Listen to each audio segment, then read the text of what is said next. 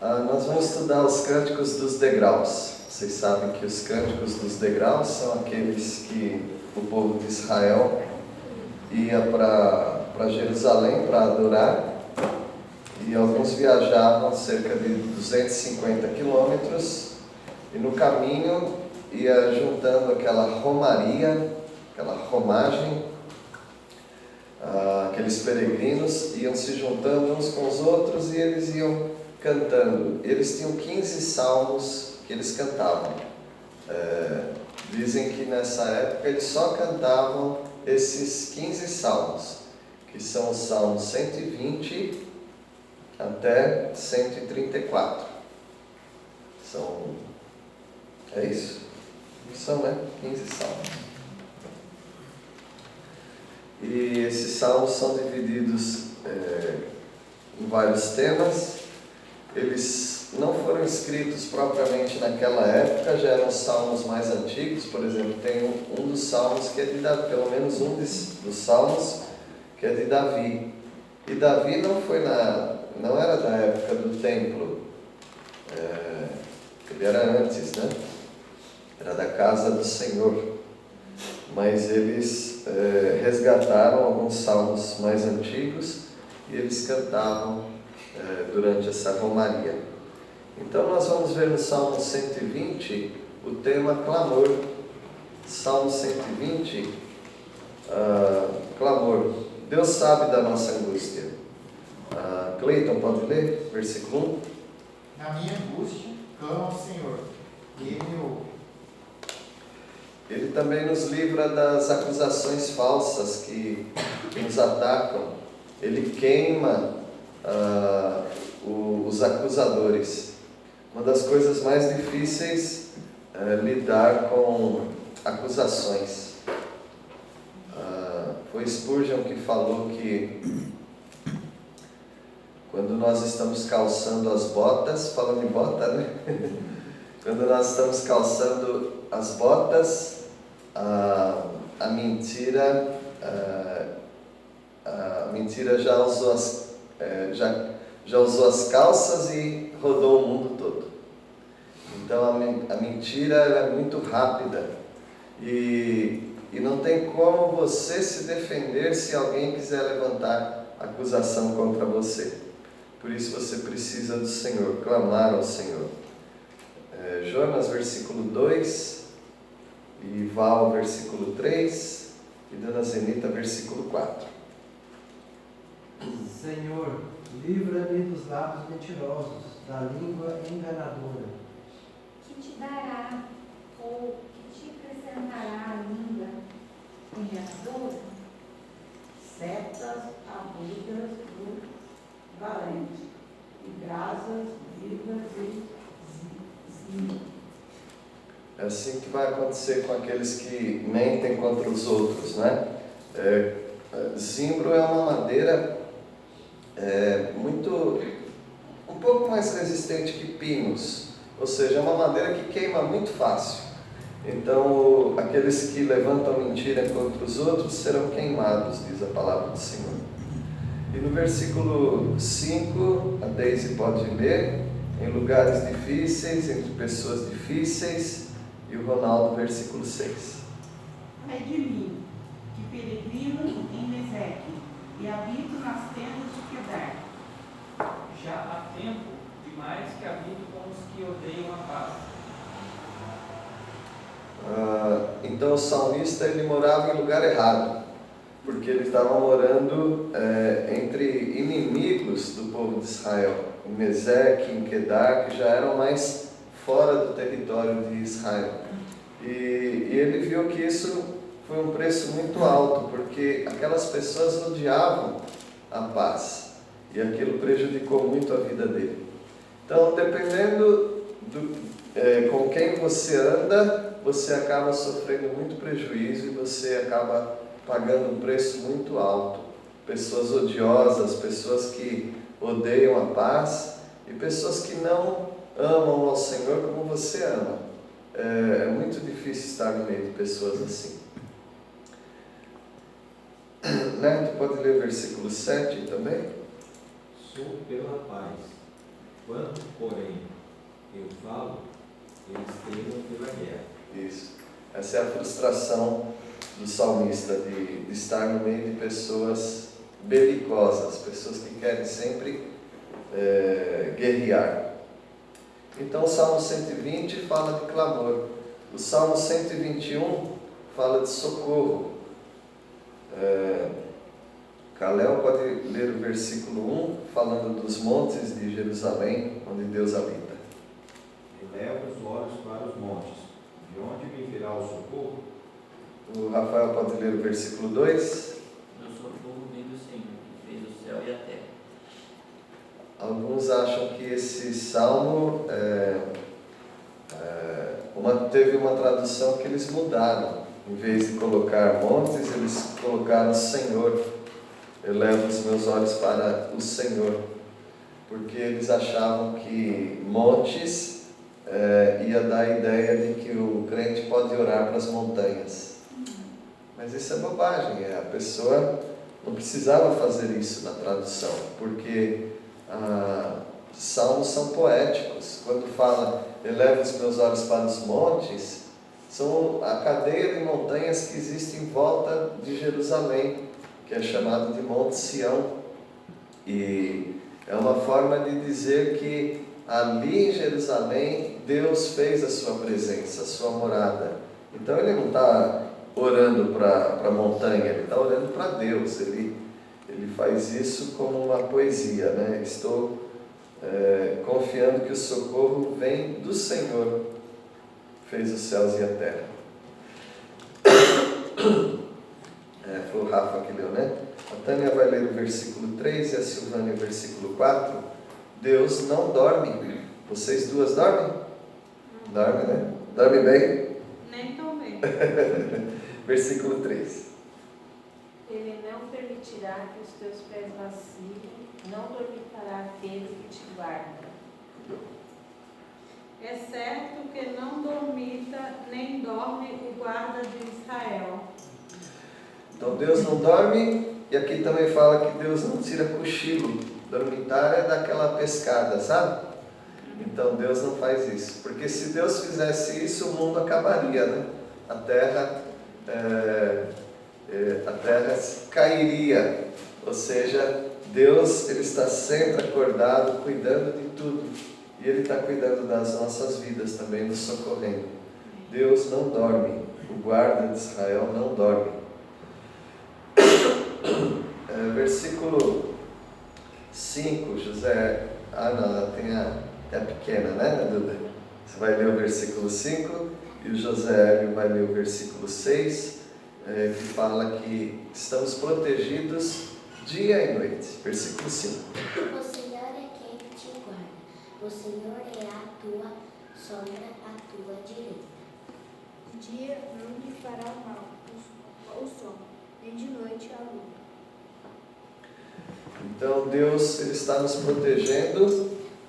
Aqui um comentarista também, querendo levar literalmente o texto, ele falou que Deus nos protege da insolação. Não é isso que o texto está dizendo.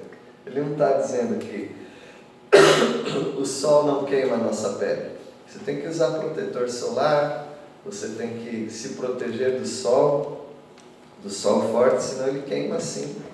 E eu vivo sendo cauterizado daquelas pintinhas, né? Então, se você não cuida, o sol ele pode causar câncer em você, inclusive. Então, não é uma promessa que Deus não vai deixar o sol te queimar. É simplesmente Ele está dizendo que Ele cuida de você de dia e Ele cuida de você de noite. Então, você está sempre protegido pelo Senhor. E Ele também te protege nos seus planos, naquilo plano que você vai iniciar, plano que você vai dar o fechamento, na entrada, na saída, Ele te abençoa. Então, o Tiago Seabra pode ler o versículo 7 e a Aline, versículo 8. O Senhor te guardará de todo mal, guardará a tua alma.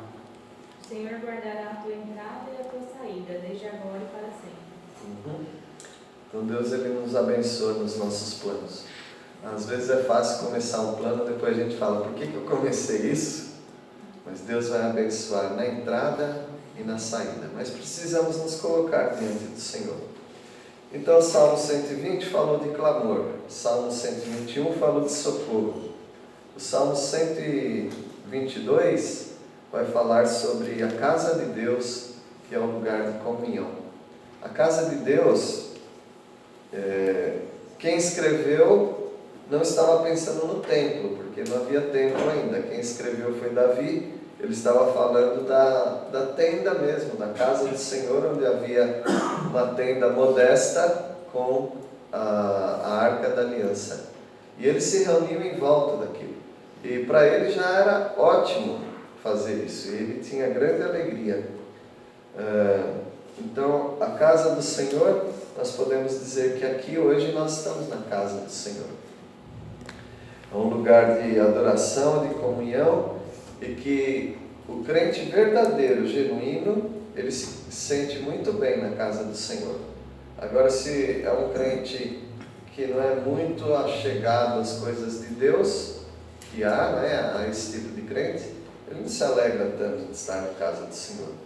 Às vezes ele até não entende por que as pessoas vão tanto à igreja, né?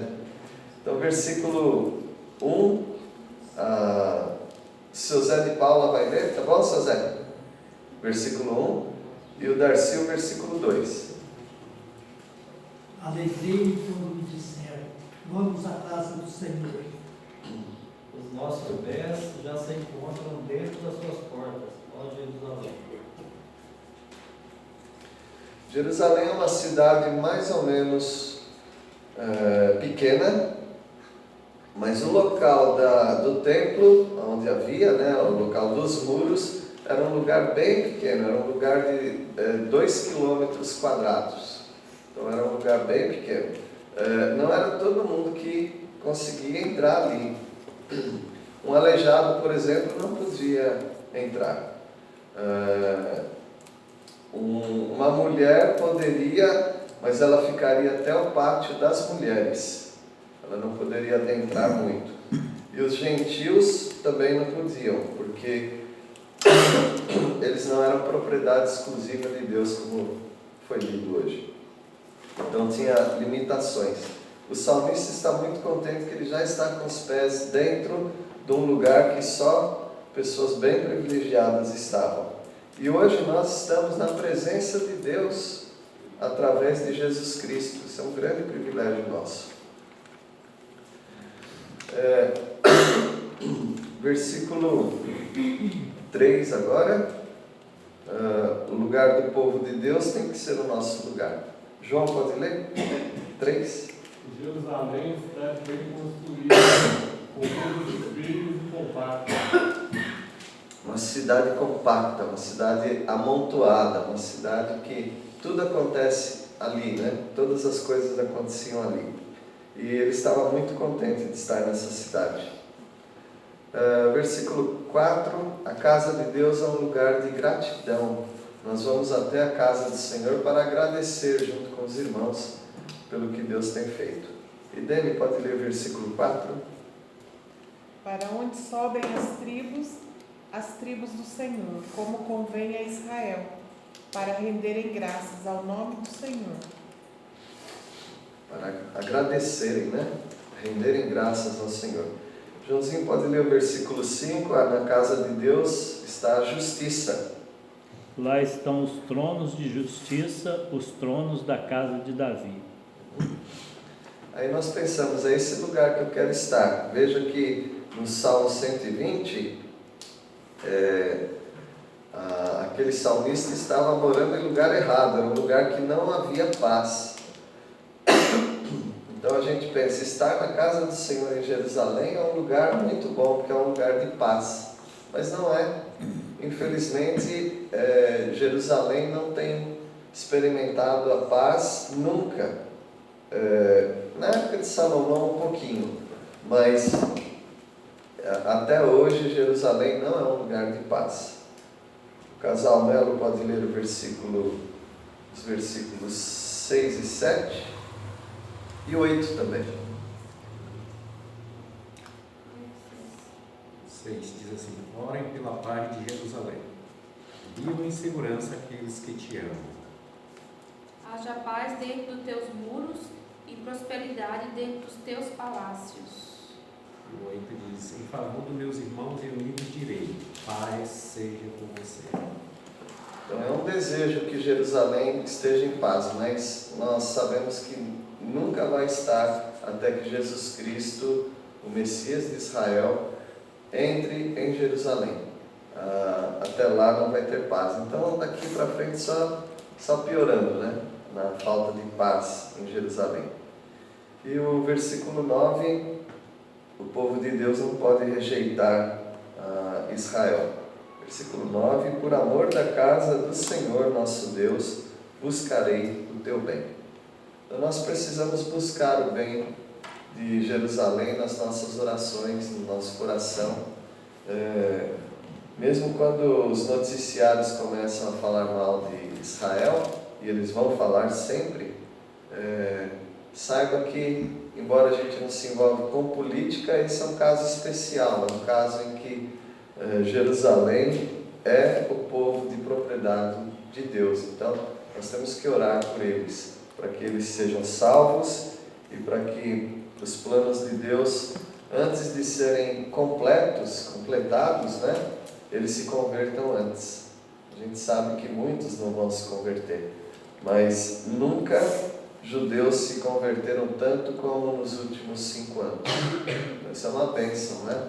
Aqueles que trabalham com os judeus, eles estão numa época em que eles estão colhendo muito dos resultados. Nós louvamos a Deus por isso. Então, hoje nós estudamos sobre clamor, socorro e casa de Deus. Que pratiquemos tudo isso, né?